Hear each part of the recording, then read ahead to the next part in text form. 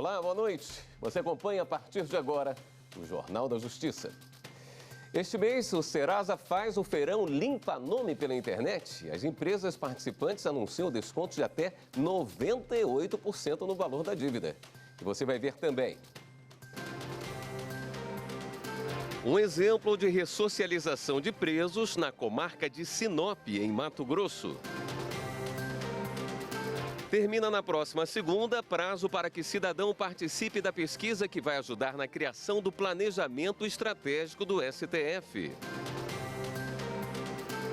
E ainda, quais foram os impactos da proclamação da República para a organização da justiça brasileira?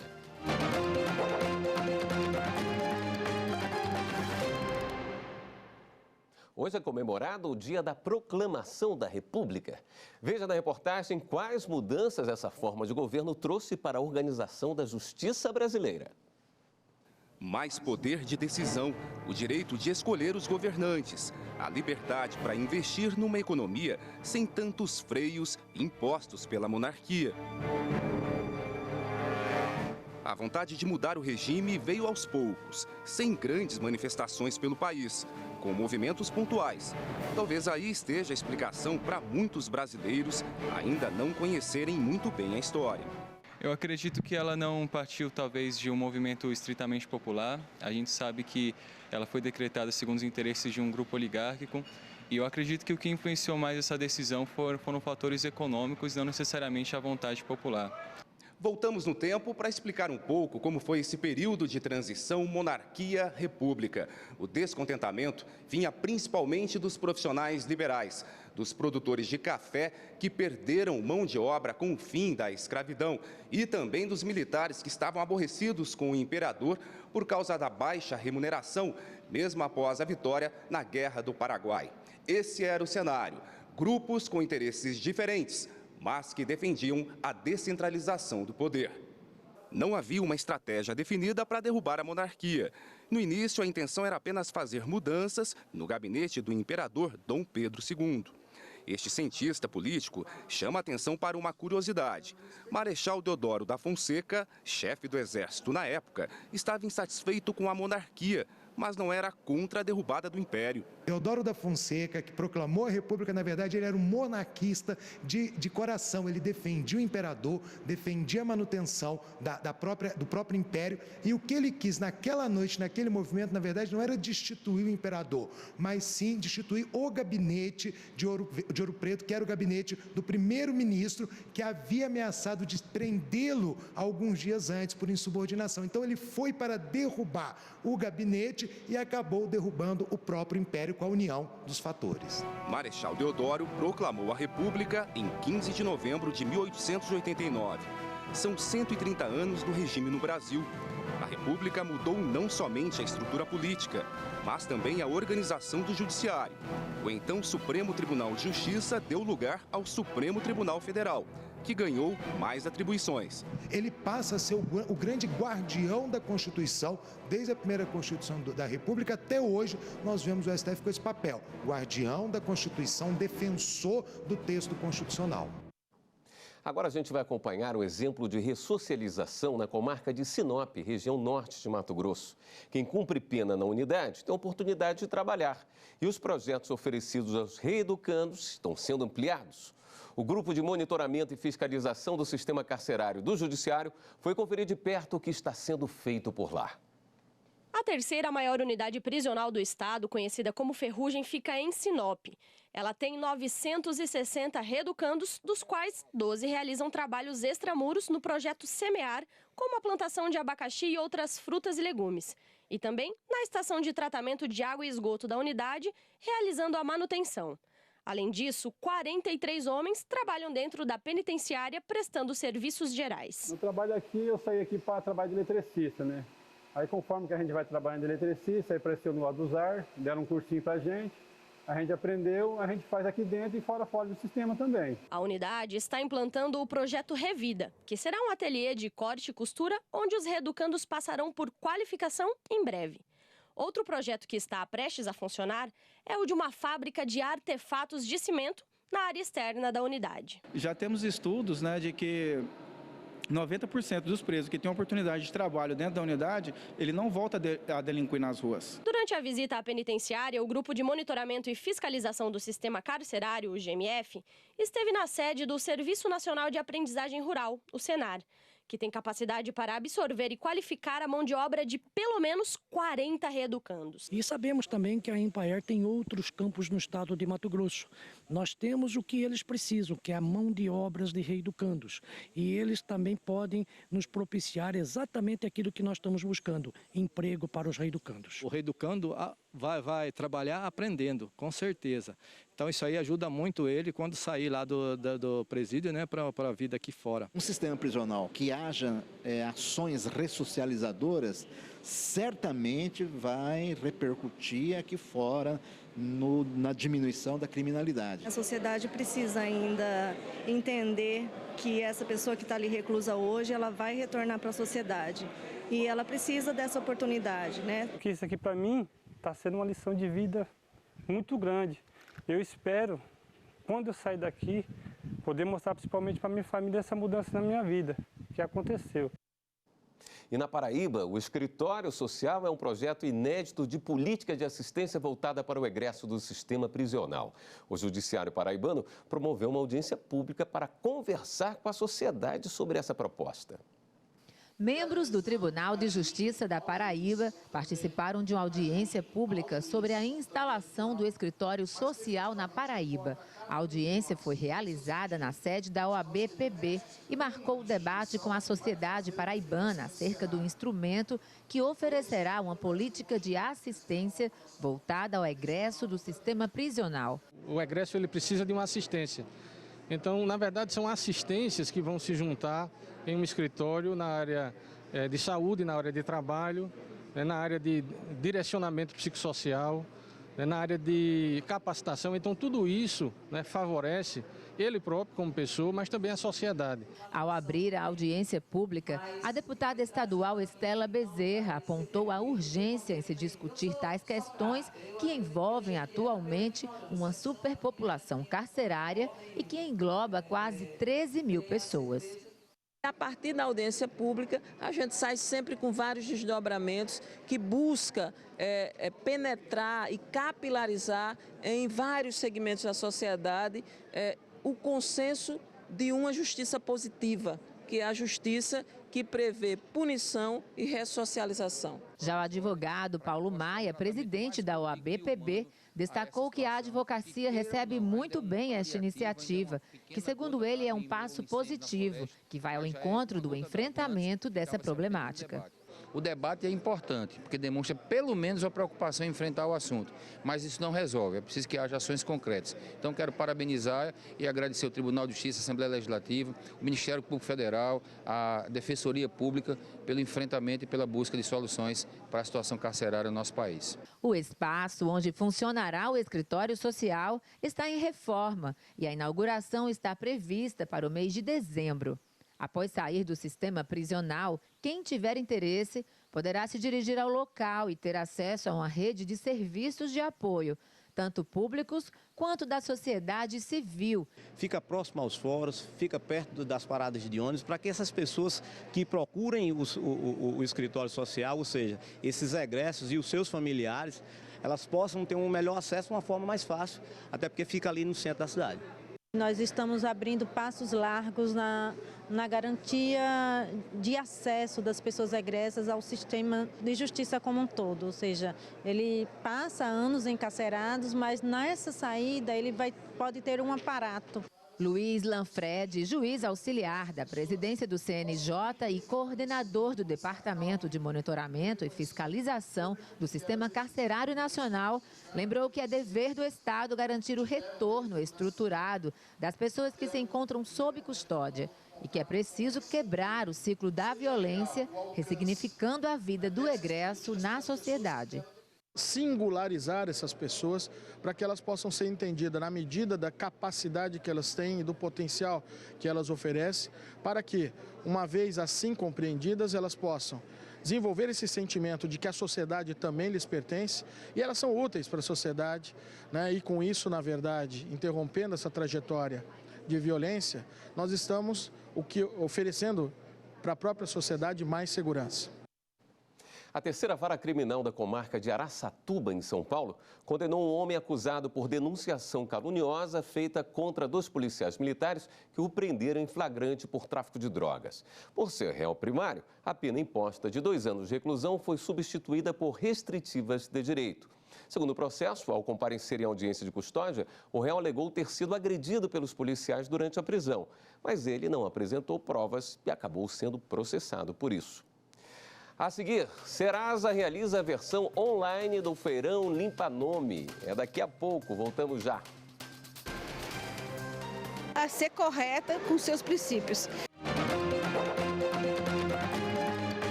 O Tribunal Regional do Trabalho da Bahia divulgou um balanço da Semana Nacional da Conciliação promovida pelo CNJ. Em 5 dias de mutirão, mais de 55 milhões e meio de reais foram movimentados no TRT baiano. Uma semana voltada para a solução amigável de processos em tramitação nos tribunais de todo o país. Assim foi a Semana da Conciliação, promovida pelo Conselho Nacional de Justiça e realizada de 4 a 8 de novembro. Aqui no Tribunal Regional do Trabalho da Bahia foram homologados 1.571 acordos na primeira e segunda instância. Essas conciliações atendem a 5.266 pessoas. Este ano nós aumentamos em 15% em relação à última semana de conciliação no ano passado. No ano passado foram 48 milhões alcançados. Este ano nós conciliamos mais de 55 milhões, que se traduz em benefícios para toda a sociedade. Uma semana produtiva, onde tanto trabalhadores quanto empregadores se reúnem nessa perspectiva, né, de pôr fim a processos. E esse trabalho é um trabalho que vem dando resultado, dá resultado. Foi o caso da Damiana e o ex-patrão, dono de uma farmácia. Eles chegaram a um consenso e resolveram o pagamento das verbas rescisórias. A empresa passou por problemas, então ele preferiu demitir algumas pessoas. Minha relação com ele é uma relação amigável, então a gente resolveu tudo numa boa. Eu saio daqui com a consciência que fiz o que é certo. Para mim é duro, porque eu estou mandando mais uma pessoa embora, né? Queria eu estar contratando e não demitindo. Traz, né, aproxima as partes e daí a gente pode negociar e, como hoje, por exemplo, chegarmos a uma conciliação e resolver um conflito, né? E aí menos um processo na Justiça do Trabalho. Esta outra conciliação tratou do processo de um trabalhador que já estava em fase de execução, quando não cabe mais a possibilidade de recurso. O advogado do trabalhador explica. Ele exerceu a função de professor de educação física por alguns anos, né, na reclamada, né, mas a empresa alegava que era uma prestação de serviço eventual. Né, na verdade, era uma prestação habitual. Todos os dias ele estava presente na academia, monitorando os alunos e orientando. Esse acordo teve um pagamento líquido para o reclamante no valor de R$18 mil, mais a assinatura da carteira de trabalho do período que foi reconhecido o vínculo de emprego e, em contrapartida, houve a liberação da constrição que tinha sido feita no imóvel da empresa. Além de movimentar todo o tribunal em torno da conciliação, ela também une o tribunal à própria sociedade, abrindo esse espaço para que os cidadãos venham e vejam como é possível se chegar à finalização dos processos de uma forma equilibrada. A presidente do TRT5 destaca que o Regional Baiano continuará investindo nos centros de conciliação. É uma das metas desta administração. Até 2020, início de 2021, nós pretendemos que todas as 88 varas, principalmente as do interior, também contem com essa experiência dos Sejusques. Consumidores endividados podem aproveitar o mês de novembro para negociar dívidas e contas atrasadas com descontos de até 98%. A Serasa Consumidor realiza a versão online do Feirão Limpa Nome. O 13º salário deve injetar mais de 214 bilhões de reais na economia. E muita gente já sabe o que fazer com o dinheiro. Pagar contas. Eu vou viajar para o Piauí. Pretendo pagar agora a minha parcela do celular que eu comprei, né? Já gastei foi tudo. A dívida de seu José é com o banco. Alguns já tive no banco mesmo, né? Alguns crediários, cartão de crédito, né? E a inadimplência cresce no país. Em outubro, o número de endividados chegou a 63 milhões e 200 mil, 5% a mais do que no mesmo período do ano passado. Este mês, a Serasa faz o feirão Limpa Nome pela internet.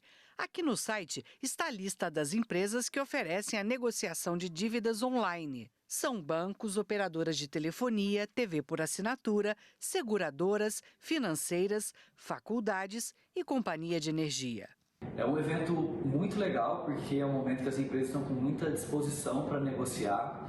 É um momento também que as pessoas recebem o 13º, então estão com dinheiro na mão para poder aceitar uma proposta mais vantajosa, normalmente à vista. Então é uma oportunidade muito grande para quem quer terminar o ano com o nome no azul. O consumidor deve digitar o CPF e depois fazer um cadastro.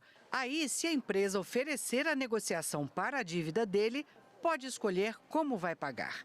As empresas anunciam descontos de até 98%, mas sem dar detalhes. Esta advogada aconselha o consumidor a checar bem as condições e se ele tem capacidade de pagamento. Observe realmente se existe alguma proposta para ele, se essa proposta é vantajosa, ou seja, se ela apresenta um desconto interessante ou um parcelamento que ele realmente consiga pagar.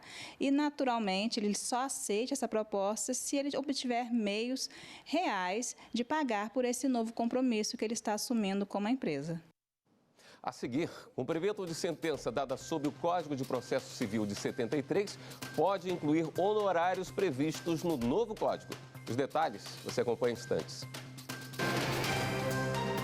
Não pensar só em si, mas pensando em toda a população, em toda a humanidade.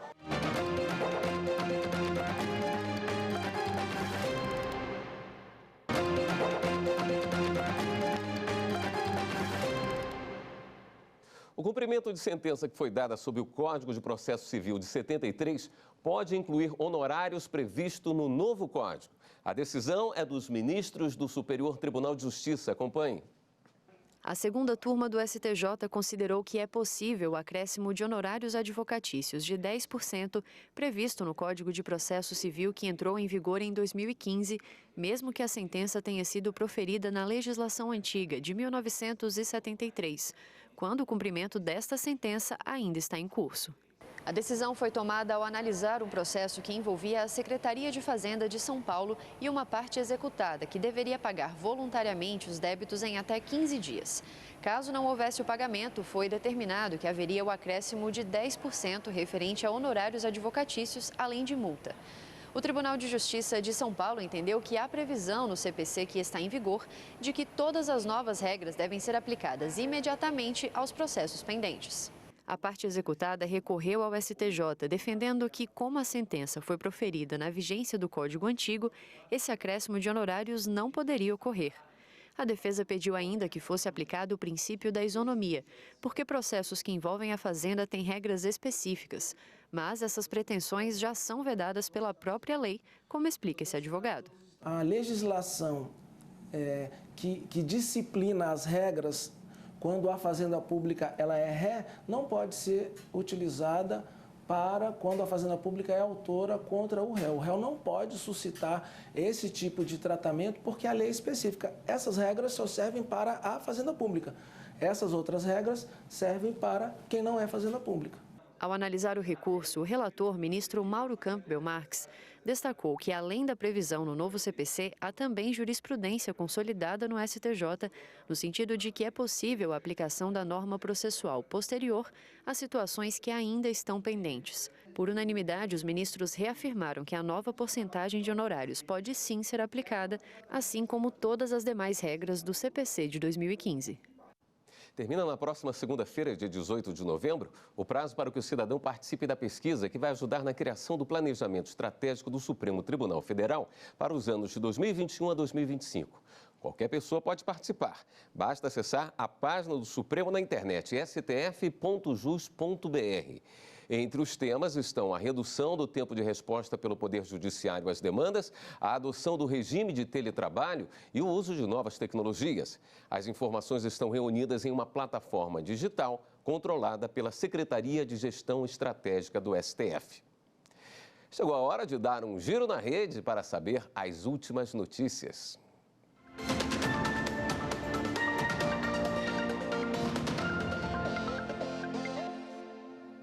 Vamos então até a redação do Jornal da Justiça falar com o repórter Renato Rosa, que tem as informações. Oi, Renato, boa noite. Boa noite, William. Boa noite a todos. A gente começa o giro com um serviço muito importante de proteção para mulheres em situação de risco, que tem medidas protetivas definidas pela Justiça. É o SOS Mulher do Estado de São Paulo. A vítima pode pedir ajuda por um aplicativo de celular e a viatura mais próxima é chamada para o atendimento. Isso já está disponível nas lojas virtuais. Depois de baixar o aplicativo, é preciso fazer um cadastro com dados pessoais. A partir daí, o Tribunal de Justiça de São Paulo fornece as informações do banco de dados das medidas protetivas. Após a confirmação, o serviço pode ser usado. Basta apertar o botão disponível na ferramenta por 5 segundos. A ocorrência é gerada na hora e, após a chegada do policial, é importante que a mulher apresente a decisão do juiz, comprovando o descumprimento da medida. Agora vamos de futebol. Bandeira laranja na classificação de risco para o jogo de amanhã à noite entre Fluminense e Atlético Mineiro. A medida foi definida pelo Ministério Público, pela Federação de Futebol do Estado do Rio de Janeiro e os demais órgãos envolvidos no planejamento e realização de jogos no estádio do Maracanã. As escalas variam entre bandeiras verde, amarela, laranja e vermelha, indo do menor para o maior grau de risco. Segundo as autoridades, dessa forma, é possível prever crises e garantir mais segurança nos jogos. E a gente termina nosso giro com um recado para quem está com o cadastro desatualizado do celular pré-pago. Aproveite o fim de semana para regularizar isso. A Anatel vai bloquear as linhas a partir de segunda-feira em 17 estados. Esse bloqueio vem sendo feito em etapas. Esta é a última fase. Segundo a agência, a medida ajuda a manter a base de cadastro correta para evitar fraudes, linhas associadas indevidamente a CPFs. Quem tiver a linha pré-paga bloqueada poderá atualizar os dados junto à operadora pelos canais de atendimento.